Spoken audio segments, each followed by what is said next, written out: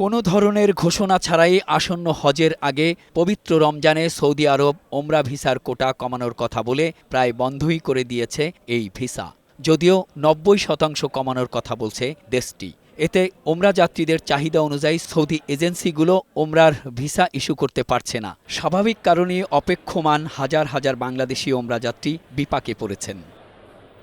বিষয়টি নিয়ে আলোচনা সমালোচনার মাঝে মঙ্গলবার দুপুরে সচিবালয়ে ধর্ম মন্ত্রণালয়ের সম্মেলন কক্ষে আয়োজন করা হয় সংবাদ সম্মেলনের। ধর্ম উপদেষ্টা ছাড়া ধর্ম সচিব এবং হজ এজেন্সিজ অ্যাসোসিয়েশন অব বাংলাদেশের কর্মকর্তারা এ সময় উপস্থিত ছিলেন।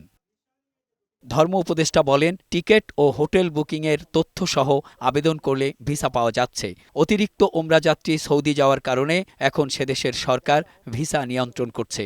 তবে যারা এখনও কোনো রকম ভিসা পাচ্ছেন না তারা আসন্ন ঈদের পরে জুন জুলাইয়ে যেতে পারবেন বলেও জানান ধর্ম উপদেষ্টা।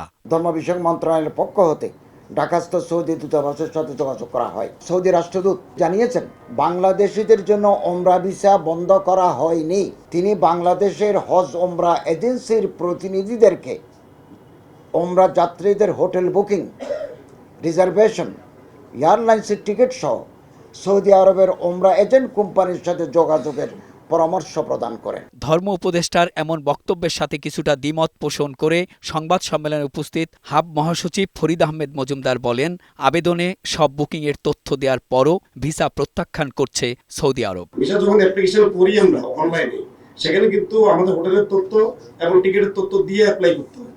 এই তথ্যগুলো দিয়ে অ্যাপ্লাই করার পরে আমাদের কোম্পানি যখন ওখানে মিনিস্ট্রিতে পাঠাচ্ছে, মিনিস্ট্রি থেকে প্রতিনিয়ত এগুলো রিজেক্ট হচ্ছে। বিষয়টি নিয়ে সৌদি রাষ্ট্রদূতের সঙ্গে আলোচনা অব্যাহত রয়েছে বলে জানান ধর্ম মন্ত্রণালয়ের সচিব আফতাব হোসেন। মেহেদী আজাদ মাসুম, বৈশাখী সংবাদ, ঢাকা।